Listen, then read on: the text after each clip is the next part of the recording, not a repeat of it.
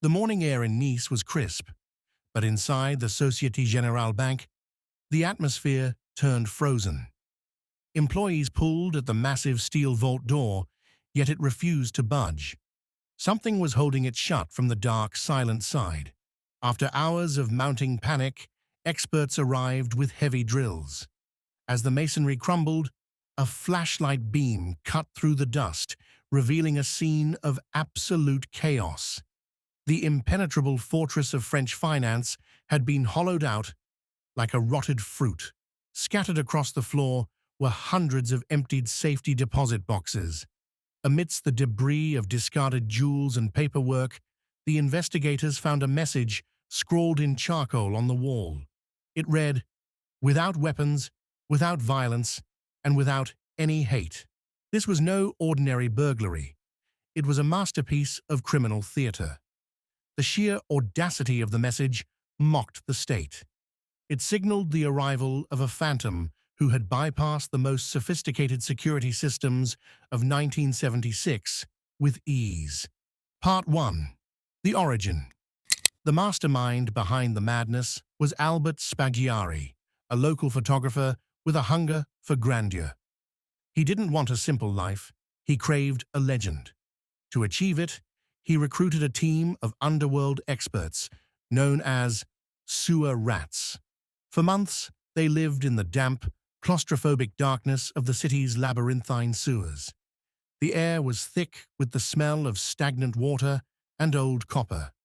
They were building a bridge toward a fortune through the filth of Nice. The labor was grueling and mechanical.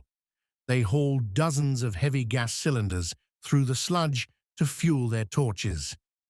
They laid 800 meters of electrical cabling, bringing a hum of modern industry into the ancient, silent stone tunnels. Their target was the vault's weakest point, the floor. Night after night, the sound of the sewer's rushing water masked the rhythmic thud of their picks. They were inches away from a sea of gold, separated only by reinforced concrete. They waited for the perfect moment, a long holiday weekend. While the city celebrated above, the rats emerged from the floorboards below. They had 3 days of total solitude. The bank was theirs, and time had seemingly slowed down to nothing. Part 2.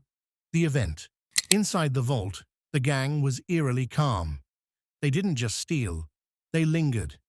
They broke into 400 boxes, surrounding themselves with the shimmering history of the French elite. $10 million in cash and jewelry lay at their feet. In a bizarre display of confidence, they held a luxury banquet amidst the looted treasure. Using gold plates found in the boxes, they drank expensive wine and laughed. They were kings of a subterranean kingdom, dining on the spoils of the rich. Outside, the world continued its holiday, unaware of the feast happening beneath the pavement. The gang worked methodically, welding and prying, their faces illuminated by the blue glare of torches. Every hour brought them closer to a life of unimaginable luxury. As Monday morning approached, they vanished back into the shadows of the sewer. They left behind only the charcoal message and a heavy silence. By the time the bank opened, the sewer rats were long gone, dissolved into the city. The investigation was a frantic, national embarrassment. Detectives combed through the mud, desperate for a lead. Eventually, the slip-up came. Associates trying to sell stolen gold led the police directly to the door of the charismatic photographer Albert Spaggiari. Part 3. The Aftermath. Spaggiari was slick and defiant during the interrogation. He played a game of wits with the detectives, offering nothing but smiles. However, the police played a darker card. They threatened to arrest his innocent wife and charge her with the crime. To protect the woman he loved, the master thief finally broke. He confessed to every detail, painting himself as the sole architect of the heist. But Spaggiari was not a man built for a cage. He was already planning his exit. During a final meeting with a judge, Spaggiari pointed to a complex diagram of his tunnels. As the judge leaned in to look, Spaggiari bolted. He leaped through the open window, falling several stories toward the hard pavement of the street. He landed squarely on the roof of a parked car and rolled off, unscathed. A motorcycle roared to life nearby, waiting for him. Before the guards could even reach the window, Spaggiari was weaving through traffic, disappearing into the Mediterranean afternoon. He spent the rest of his life as a ghost. From South America to Europe, he moved in the shadows.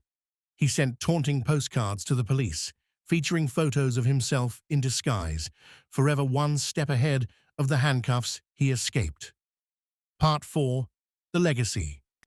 Spaggiari died in hiding in 1989, a man who never served his time.